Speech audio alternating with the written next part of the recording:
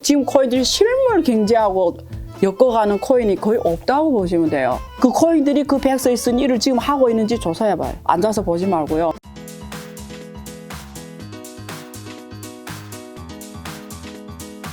자, 그러면 이제 두 번째로 중국의 이제 디지털 위안화. 네.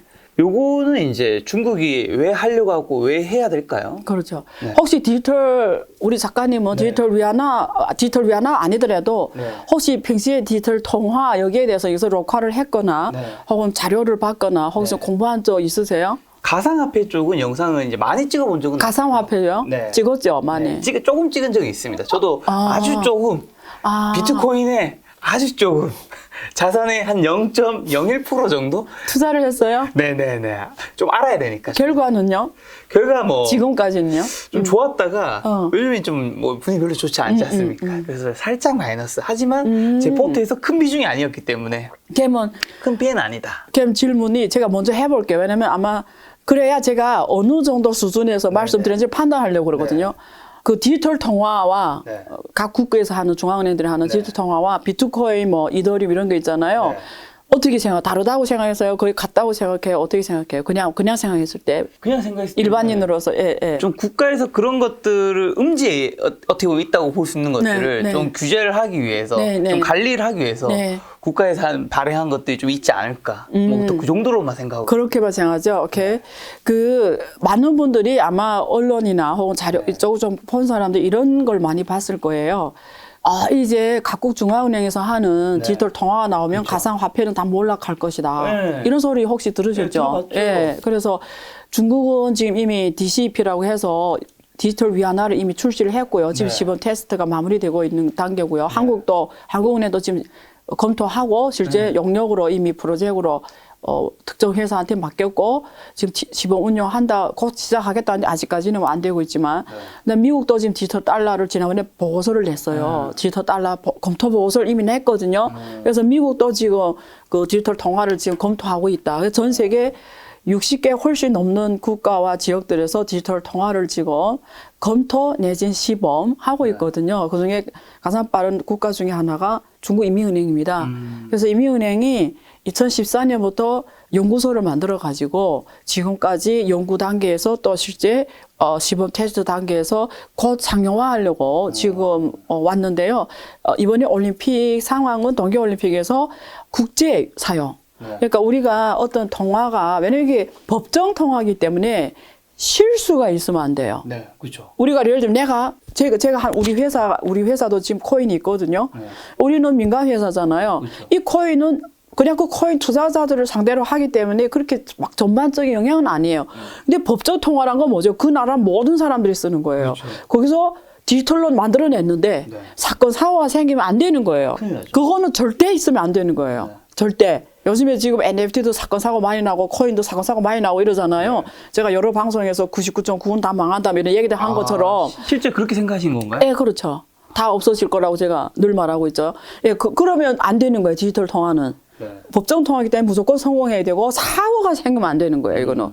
그러니까 100% 성공해야 되죠. 그럼 어떻게 해야죠? 이게 새로 만들기 때문에 자꾸 써봐야 되는 거예요. 그래서 중국에서 2018년부터 먼저 심천에서 먼저 써보고 또 후에 10개 도시로 확장하고 그다음에 B2C, B는 기업, C는 개인. 그래서 기업과 개인 간 거래, B2B 기업과 기업 간 거래, B2G 기업과 정부 거래, 또 GT주 정부 간 거래, B2P 개인 간 거래 뭐 이런 다 써보는 거예요. 그래서 무슨 문제 일어나가 그걸 지금까지 해왔어요.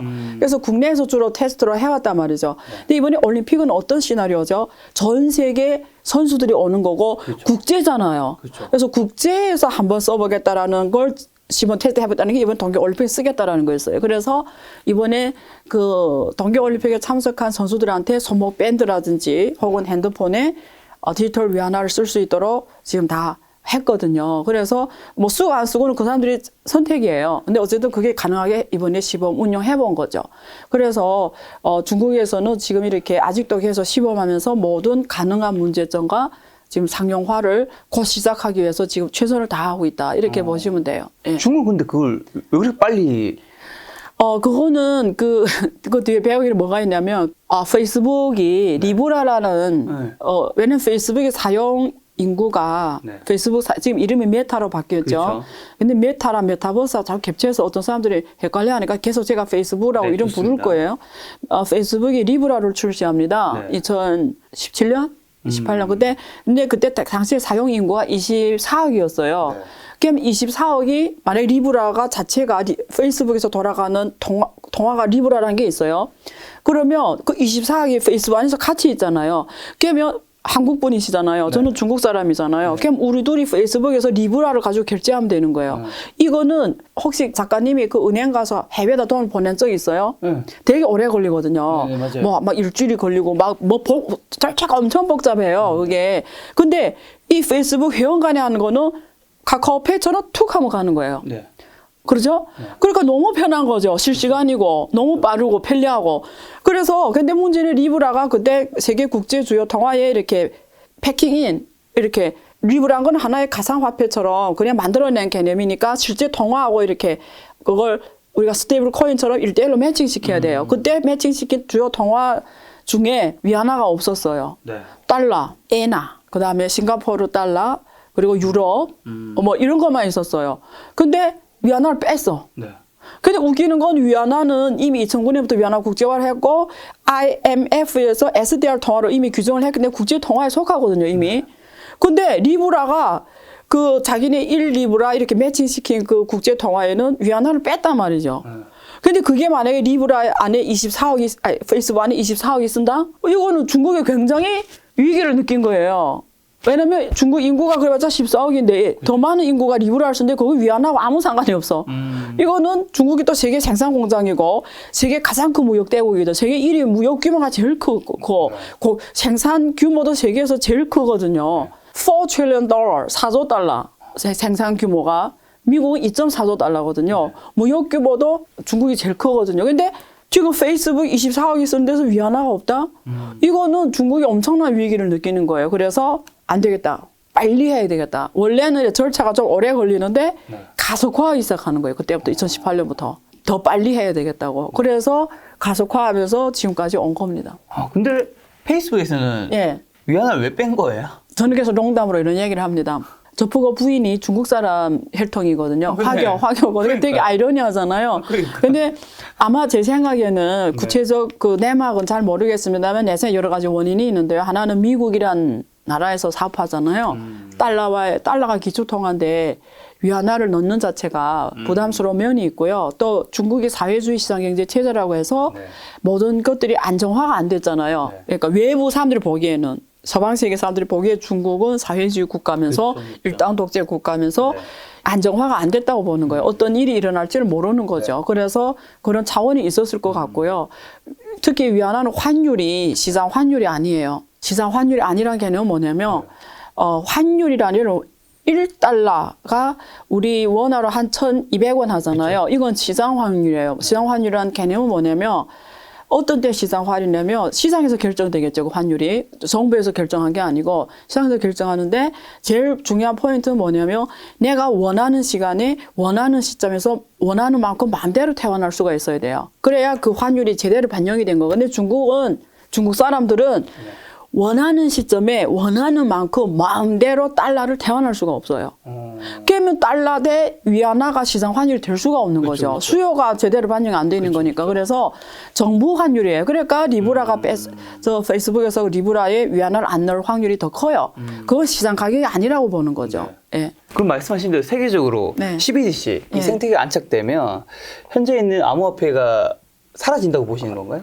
그래서 많은 분들이 그렇게 생각하는데 저는 다른 세상이에요. 디지털 통화라는 거는 아주 쉽게 제가 말씀드리면 우리 호주머니에 있는 종이 화폐 있잖아요. 그걸 그냥 디지털로 변한 거예요. 우리가 예를 들면 전자통화라는 게 뭐냐면 우리 여기 앱이 있잖아요. 어느 은행 쓰시는지 모르겠지만 국민은행입니다. 예, 그럼 저도 그래요. 그러면 거기 스타뱅킹 앱이 있잖아요. 거기 들어가면 내 계좌에 돈이 얼마 있다는 게 있잖아요. 그것도 돈이에요. 전자돈이에요. 그것처럼 디지털 통화라는 게 뭐냐면 호주머니에는 종이화폐를 이런 은행에는 은행 계좌가 아니고 디지털 계좌. 디지털 계좌에 박아놓는 개념이에요. 그럼 앞으로 종이돈이 없어지는 거예요. 그렇죠. 종이돈이 한국은 신용카드를 많이 쓰니까 종이돈에 대한 불편함을 덜 느껴요. 주로 신용카드 쓰니까. 근데 미국 가면 온몸으로 느껴요. 현금의 불편성을. 미국 가면은 가게나 이런 데서 카드를 잘 안 받아요. 다 현금으로 해야 돼. 그 미국은 또 그 하고 안 되면 팁도 좀 줘야 되잖아요. 예, 또 팁을 팁에서 한 15%. 예, 그러니까 항상 1달러짜리 들고 다녀야 되고 또 이게 카드를 안 받으면 현금을 줘가지고 잔돈을 받 다 또 동전이에요. 맞아. 제가 미국에 출장가 한 일주일 있으면 동전이 이렇게 있어서 주머니를 들고 다녀야 돼 무겁게. 네네네. 그게 얼마나 힘들어요. 그쵸. 그러니까 그게 정말 온몸 유럽 가도 그렇고 온몸으로. 근데 이게 만약에 앞으로 이런 걸 다 없애는 거죠. 네. 예, 종이돈이 없어지는 거죠. 그래서 정확하게 디지털 통화라는 거는 그 법정 통화 찍어내는 종이돈을 없애는 개념이에요. 그걸 디지털 계좌에 옮겨가는 작업이에요. 근데 가상화폐와 아무 상관없어요. 왜? 그거는 가상화폐 출신을 생각하면 뜻이 이해가 돼요. 비트코인이 왜 나왔냐? 네. 2008년에 금융위기 터지면서 미국이 천문학적으로 돈 또 찍어냈잖아요. 네. 그러니까 전 세계가 지금처럼 또 엄청난 그 달러 가치가 대폭락하면서 전 세계를 한번 미국이 해먹었죠. 네. 돈 찍어내서 거의 종이 조각인 거 1달러 아니고 종이 조각인 거지. 그걸 수없이 찍어내니까 중국 같은 경우는 외환보유액을 뭐 4조 달러 갖고 있었어. 외환보유액을. 그 4조 달러가 다 미국 국채로 돼 있는데 미국 달러 가격이 대폭락하니까 그게 예를 들면 그 달러 국채 이자율이 우리가 3%라고 합시다. 네. 중국이 미국 국채를 샀어요. 그 국채 예를 들면 5년 만기짜리 예를 들면 3%라 합시다. 근데 달러 가치가 3% 떨어졌어. 그러면 이자를 3% 받아도 뭐죠? 실제는 손해인 거지. 그래서 이렇게 전 세계 경제를 미국이 해먹는 거예요. 기초통화라는 위치를 이용해서. 그러니까 이런 중앙은행들이 이런 행태를 규탄하고 이런 데서 당하지 않기 위해서 만들어낸 게 비트코인이거든요. 그래서 비트코인은 중앙은행이 없습니다. 중앙기관이 없어요. 네. 탈중앙화라고 하잖아요. 그래서 노드들이 그거 결정하잖아요. 그래서 전 세계 하나의 원장에 네. 그 결제를 결정하는데 장부로 다 노드들이 확인해서 오케이 해야 되니까 시간이 10분 이상 걸리는 거거든요. 그래서 쉬운 말로 하면 비트코인은 출시부터 반정부라는 거죠. 그렇죠. 그러니까 출시부터 반정부이기 때문에 이 정부 합법 통화, 법적 통화 그 CBDC하고는 둘이 출시부터 요 배경이 다르기 때문에 누가 누굴 먹고 이런 일이 아니라는 거예요. 예. 근데 아까 전에 99%의 네. 코인이 사라질 수 있다고 하신 거잖아요. 네네. 왜 그런 거고 그렇다면 살아남는 1%는 뭐가 되는 거죠? 아주 좋은 질문이세요. 네. 그건 어떤 맥락에서 제가 말씀드리냐면 그거는 제가 CBDC 나와서 괜히 없어진다는 뜻이 아니에요. 제 뜻을 왜 그렇게 말씀드릴게요. 사실 이거 풀려면 엄청 긴 시간 강연을 해줘야 돼요. 근데 한 가지만 말씀드릴게요. 지금 여기 업비트나 이런 거래소에서 상장돼서 거래되는 코인들을 가만히 들여다보면 있잖아요. 비트, 뭐 비썸 코리아. 그 뒤에 실물 경제가 받쳐주는 게 없어요. 걔네들이 코인 발행할 때 백서에는 뭘 하겠다고 했어. 무슨 예를 들면 뭐 탄소 코인, 환경 코인, 뭐 무슨 코인, 무역 코인, 뭐 그 코인 다 뭐 백서를 보면 세상을 엄청 변화시키는 내용을 엄청 적었어. 근데 여러분 돌아가서 한번 제 말 들은 다음에 다시 찾아봐요. 혹시 코인을 갖고 계시면 그 코인들이 그 백서에 쓴 일을 지금 하고 있는지 조사해봐요. 실제로 가서 조사해라고요. 앉아서 보지 말고요. 실제 하고 있는지 가서 그 코인 만드는 그 회사에 가 사람 몇 명이 있고 실제 그 일을 하는지 예? 다 안 하고 있다는 거죠.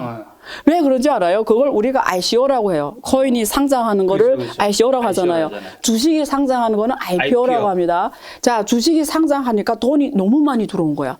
원래는 이 사람들이 어떤 사람들은 처음부터 사기칠라 했고 우리 그 사람 일단 뺍시다. 사람이 다 나쁘다고 보지 맙시다. 그렇죠. 순수한 사람도 있었어요. 백서를 쓸 때만 해도 엄청난 꿈과 열정이 있었어. 그래서 뭐 시켜 나 이거 할 거야 하고 상장시켜서 돈이 오면 할 거야 이랬는데 돈이 막 1,000억이 넘어 들어왔어. 그럼 어떻게 되는지 알아요? 난 1,000억이 들어왔는데 왜 해야지?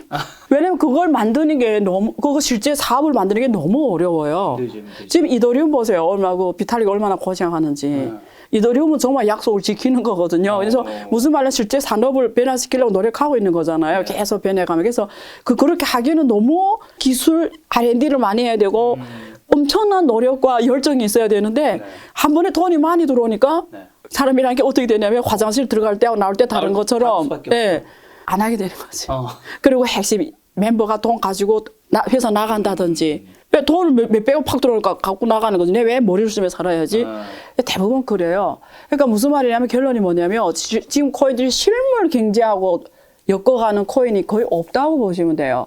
그래서 제가 근데 우리가 인터넷 처음 나올 때 한번 생각해 보세요. 저는 그때 너무 기억이 똑똑히 남은 게 제가 그때 컴퓨터를 강의를 했거든요. 제가 화학공대에 나왔는데 네. 그때까지 제가 90년대 초중반까지 컴퓨터를 잘하는 사람 많지가 않았어요. 그래서 공대를 나와서 학교에서 실제로 컴퓨터 강의도 했거든요. 네네. 그래서 컴퓨터 강의를 뭐 여러 가지 강의하지만 화학 강의 제가 화학공대니까 유기화학, 무기화학 강의 하면서 컴퓨터 강의도 했고 통계학 강의도 했거든요. 그러면서 본의 아니게 또 그때 인터넷이 막 열기 99년대 인터넷 창업풍이 엄청 열었어요. 난리였죠. 지금처럼 블록체인 뭐 코인 뭐 창업풍이 이런 것처럼 그때 그래서 그때 내가 기억이 너무 떨떠한 게 그때 주소 있잖아요. 오늘이 우리 보면 HTTP로 시작하는 네, 주소. HTTP. 그 주소 하나만 받아도 막 우리 지금 돈을 막 50억씩 융자 받았어요. 얼마나 웃기는 일이에요. 그 정도로 그때 열기였어요. 예, 근데 그때 다 인터넷 버블이 빵 터졌거든요. 이래. 똑같이 NFT 지금 막 난리 났잖아요. 그것처럼 그때도 난리 났다가 그게 다 무너져요. 그게 인터넷 버블이 2000년에 터지거든요. 근데 왜 그런지 알아요? 근데 그때 살아남은 기업들 다 세계적 기업이 됐어요. 그게 구글, 중국은 알리바바, 뭐 이런 애들이에요. 왜? 얘네들은 진짜 사업을 한 거지. 근데 그때 왜 대부분 다 터져서 망했냐면 아까 말 주소만 있고 실제 사업은 없었던 거지. 세상을 안 변화시켰던 거지. 근데 그때 당시에 실제 인터넷이라는 기술을 이용해서 세상을 변화시키는 거는 인터넷 플러스 산업이 응용이 되면서 세상을 변화시킨 기업도 다 세계적 기업이 된 거예요. 근데 어떤 기업도 다 무너졌냐? 실물이 없었던 거지. 그냥 아까 주소 하나 가지고 받았다. 이런 애들은 존재의 의미가 없었던 거지. 그쵸. 실물하고 아무 상관 다 죽은 거예요. 그거 똑같습니다. 블록체인 기술은 기술이에요. 예? 그래서 블록체인을 욕할 필요는 없고 내 말이 뭐냐면 사업하는 사람이 그걸 가지고 세상을 변화시키냐. 이게 핵심이에요. 그게 코인 가치의 핵심입니다. 핵심. 네. 그 코인이 세상을 진짜 변화시키고 있냐? 그래서 백서만 보지 말고 직접 찾아가서 사무실에 가서 실제 변화시키는 일을 하고 있냐를 봐야지. 실물 경제를 변화시키는. 실물 경제가 거의 없는 것들은 나중에 사라질 확률이 굉장히 높다 해주신 건데 네. 그럼 지금 실물 경제가 있는 것들은 어떤 코인인데? 그거 직접 말하면 제가 코인 광고가 돼서. 그렇군요. 좀 큰 코인 중에서 뭐 이더리움과 비트코인은 거기에 해당되나요? 그러면? 그건 뭐 대표 코인이니까. 그래서 제가 방송에서 이더리움 문제점을 많이 지적했거든요. 근데 이더리움이 제일 핵심이 스마트 컨트랙이에요. 네. 스마트 컨트랙에서 나오는 게 코인 아니고 토큰이라는 게 있어요. 네네. 근데 지금 상장된 게 대부분 토큰이에요. 여기까지 답해줄게요. 코인보다 토큰이 훨씬 더, 토큰은 거의 뭐 99.99%로 없어진다 보면 돼요. 네. 그러니까 이름이 코인하고 토큰을 구분할 줄 알아야 돼요.